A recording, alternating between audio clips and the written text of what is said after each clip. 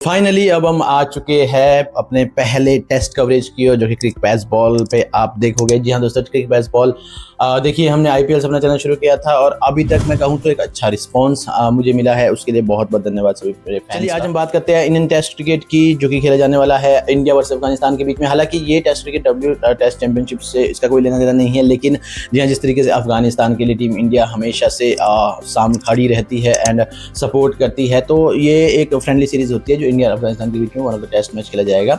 हालांकि इसमें 3 ओडीआई की सीरीज भी बाकी है, लेकिन अगर बात करें टेस्ट मैचेस की तो एक ही टेस्ट मैच खेला जाएगा यहाँ पे। एंड ये मैच मुल्लापुर में खेला जाएगा कल 6 यानी कि 6 जून से सुबह 9:30 बजे से शुरू होगा ये मुकाबला। एंड कल के दिन अगर मैं बात करूँ पिच रिपोर्ट की, तो यहाँ पे स्टार्टिंग में पेसर्स को मदद रहेगी एंड ऑलमोस्ट अराउंड डे 3 तक आपके पास एक अच्छा बैटिंग ट्रैक देखने को मिल सकता है, लेकिन डे 4 और डे 5 और डे 3 के बाद भी कहीं ना कहीं स्पिन होना शुरू हो जाएगा। सो एक काफ़ी अच्छा बैलेंस ट्रैक है जहाँ पे ये मुकाबला खेला जाएगा कल। इसके अलावा जैसे कि आप सभी जानते हैं, अभी तक इंडियन और अफगानिस्तान के बीच में एक बहुत ही ब्यूटीफुल टेस्ट हुआ था, 2018 में हुआ था वो टेस्ट। एंड अगर मैं उसकी बात करूँ तो अजिंक्य रहाणे की कप्तानी में इंडिया वो टेस्ट में जीती थी। एंड बहुत अच्छा एक अच्छी यादें छोड़ के गया था वो टेस्ट मैच, क्योंकि इंडिया मैच जीतने के बाद अजिंक्य रहाणे अब सभी अफगानिस्तानी प्लेयर्स के साथ एक फोटो खिंचवाई थी और अपनी ट्रॉफी और अपने जितने भी अवार्ड्स हैं उनको डेडिकेटेड किए थे। तो एक बहुत ही अच्छी मेमोरी थी, बहुत ही सपोर्टिव जो एक जेस्चर दिखाया था इन टीम ने। चलिए बात करते हैं इंडिया की प्लेइंग 11 क्या कुछ होने वाली है। अगर मैं बात करूं, एक बहुत बड़ा मेजर अपडेट आया है, जो मोहम्मद सिराज वर्कलोड की वजह से उनको आउट कर दिया गया। और फाइनली जिसमें अपनी वीडियो में बार बार भी कह रहा था, पहले भी कह चुका था कि आकिब नबी को मौका मिलना चाहिए और अब यहाँ पे मौका मिल चुका है। हालांकि 11 में वो होते हैं कि नहीं होते हैं ये अभी भी स्टिल इन क्वेश्चन है, बट उनको बुला दिया गया है मोहम्मद सिराज की जगह पे। अरे यार, मोहम्मद सिराज डिजर्व करते हैं, वर्कलोड मैनेजमेंट उनका भी होना चाहिए। देखिए, अगर आप उनको इस टेस्ट में भी खिला रहे हो ना, तो आप उनके साथ बहुत बड़ी नाइंसाफी कर रहे हो। देखिए, आईपीएल में पूरे मैचेस खेले हैं उन्होंने, इंग्लैंड दौर था उसमें पूरे टेस्ट मैचेस उनको खिला दिया आपने ऑस्ट्रेलिया में जाकर उनको तो आपने रेगुलर ही खिला दिया है। जसप्रीत बुमराह को आप हमेशा से एक स्पेशल ट्रीटमेंट दे रहे हो कि उनका वर्कलोड मैनेजमेंट। सिराज का क्या? सिराज के साथ मुझे लगता है कहीं ना कहीं नाइंसाफी होती थी, लेकिन अब यहाँ पे रेस्ट देखिए बहुत सही किया। मैं तो कहूँ कि जो इंडियन पिचेस पे मैचेस होते हैं, जो जहाँ पे आपके पास अदर बॉलर्स है, आप मौका दीजिए सिराज को। सिराज बहुत ज़बरदस्त टेस्ट बॉलर है और आप उनको बड़े मुकाबले के लिए थोड़ा टेस्ट दीजिए और उनके वर्कलोड को थोड़ा सा आपको मैनेज करना होगा। और यहाँ पे वही हुआ है, वो बाहर होकर आकिब नबी आ चुके हैं। और आकिब नबी के बारे में क्या कहूँ मैं यार, अगर अभी मौका नहीं मिलता ना उस बंदे को, अपनी पीक पे बैक टू बैक 2 सीजन उन्होंने अपनी पीक पे परफॉर्म किया है, अगर यहाँ से भी उनको मौका नहीं मिलता तो आई थिंक ये बहुत बड़ी नाइंसाफी होती है उनके साथ, उनके करियर के साथ। तो चलिए आइए अपनी प्लेइंग 11 पे नजर डालते हैं क्या कुछ होने वाली है। प्लेइंग 11 मेरे अकॉर्डिंग किस तरीके से रहने वाली है।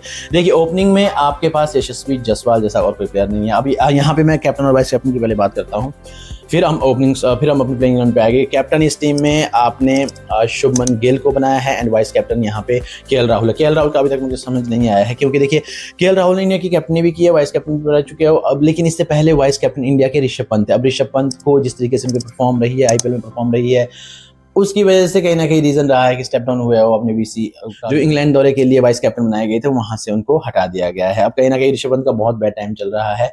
हालांकि मैं अभी भी सपोर्ट करूंगा ऋषभ पंत को। टेस्ट क्रिकेट में he is the one of the best player. हम उनकी वो इनिंग्स नहीं भूल सकते हैं ऑस्ट्रेलिया में, इंग्लैंड में, जहां पे आके उन्होंने इंडिया को मैचेस जिताए हैं अपने बलबूते पे, और अभी भी उनका कोई खराब परफॉर्मेंस नहीं आया है टेस्ट क्रिकेट में। हालांकि T20 एंड आईपीएल को देख के अगर आप उनके परफॉर्मेंस को जजेस कर रहे हैं तो कहीं ना कहीं नाइंसाफी उनके साथ। चलिए नजर डालते हैं जल्द से स्क्वाड पे। अगर मैं स्क्वाड की बात करूं तो यशस्वी जायसवाल ओपन करेंगे, और यशस्वी जायसवाल अगर जैसे कि फ्यूचर का आप प्लान कर रहे हो, जिस तरीके से गिल को आप देखते हो फ्यूचर कैप्टन, तो यहाँ पे आप यशस्वी जायसवाल के साथ एज अ वाइस कैप्टन जा सकते थे।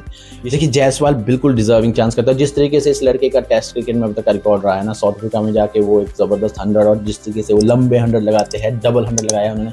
आई थिंक टेस्ट क्रिकेट में तो कोई इनकी जगह ही छीन नहीं सकता, कोई हिला नहीं सकता। हालांकि ये प्लेयर तीनों फॉर्मेट का प्लेयर लगता है मुझे, बट कहीं ना कहीं सिलेक्शंस कमेटी और सिलेक्शंस जिस तरीके से होती है वो क्वेश्चंस रहती है यशस्वी जायसवाल की खासतौर से।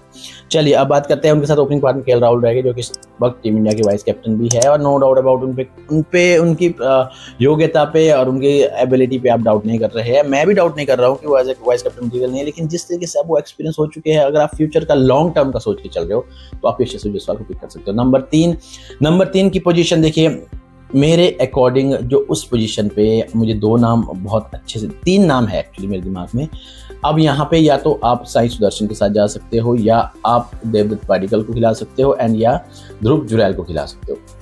अब जहाँ तक मुझे लग रहा है टीम इंडिया इस पोजीशन पे साई सुदर्शन के साथ जरूर जाएगी, क्योंकि देखिए साई सुदर्शन अभी तक हालांकि उनको मौके मिले हैं, इंग्लैंड में मौका मिला, इंडिया में मौका मिला, उतना अच्छा वो परफॉर्म नहीं कर पाए। बट आई बिलीव आईपीएल में जो उनकी क्लास है ना, वो T20 के लिए उतने नहीं बने हैं जितने वो टेस्ट क्रिकेट के लिए बने हैं। और अगर आपने टेस्ट क्रिकेट में बेस को स्ट्रॉन्ग करना है, अपने कहावत है ना कि form is temporary but class is permanent, वो आपको साई सुदर्शन पे फिट बैठती है। He is totally classic player. जब आप उनके शॉर्ट सिलेक्शन देखते हो ना, तो एक बिल्कुल लगता है उनको देखे कि एक बहुत ही क्लासिक टेस्ट प्लेयर है वो। सो साई सुदर्शन मेरे नंबर 3 रहने वाले हैं। अगर मैं नंबर 4 की बात करूँ तो शुभमन गिल नंबर 4 पे ही रहेगी, no doubt about. And number 5 पे यहाँ पे इस पोजीशन पे आप ऋषभ पंत को ही देखना चाहोगे, क्योंकि देखिए इस पोजीशन पे कई बार क्या होता है कि बहुत सारी विकेट्स कटी चली जाती है इंडिया की, शुरू के 4 जल्दी आउट हो गए, तो आपको वहाँ पे ऋषभ पंत जैसा बल्लेबाज चाहिए जो प्रेशर को आने ना दे, रन रेट को भी बनाए रखे।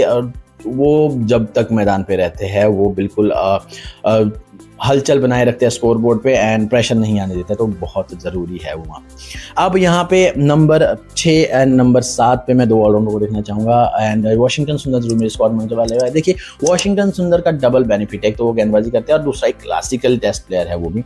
सो मुझे वो नंबर 6 पे चाहिए। एंड नंबर 7 पे आप नीतीश कुमार रेड्डी के साथ जरूर जाना चाहोगे। देखिए नीतीश कुमार रेड्डी को अगर आपने आगे के लिए तैयार करना है, 2027 के वर्ल्ड कप के लिए तैयार करना है, टेस्ट चैंपियनशिप के लिए तैयार करना है, तो आपको उनको मौके देने पड़ेंगे, and he is truly deserving that chance. उन्होंने अब तक प्रूव भी किया है, जिस तरीके से इंग्लैंड सीरीज रही है उनकी, एंड ऑस्ट्रेलिया सीरीज रही है, एंड आईपीएल में अभी जबरदस्त दिखे थे। तो नीतीश कुमार रेड्डी नंबर 7 पे जरूर बनते हैं। अब यहाँ पे नंबर 8 की बात करूँ मैं और गेंदबाजी सेक्शन की बात करूँ तो जैसे मोहम्मद सिराज अब रूल्ड आउट हो चुके हैं, तो फाइनली आकिब नबी को यहाँ पे मैं देखना चाहूँगा। और आकिब नबी गेंदबाजी से नहीं बल्लेबाजी से भी आपको एक ज़बरदस्त परफॉर्म करके देगी, जिस तरीके से उन्होंने भी हज़ारे में 100 लगाया था।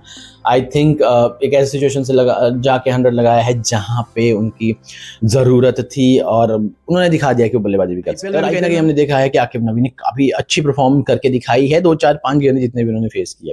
एंड अगर मैं बात करूं नंबर 9 की, तो कुलदीप यादव। देखिए कुलदीप यादव के साथ इंग्लैंड सीरीज में जाकर थोड़ी सी ज्यादती लगी मुझे, इंग्लैंड सीरीज में उनको ले गए बट उनको खिलाया नहीं, but still he deserve to be part of that team.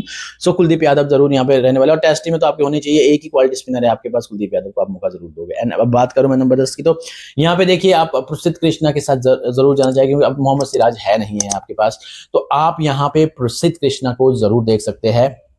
मेरी माने तो प्रसिद्ध कृष्णा ही रहेगी, क्योंकि एक एक्सपीरियंस स्क्वाड में आपको चाहिए। हालांकि यहाँ पे आपके पास गुरनूर बरार भी है।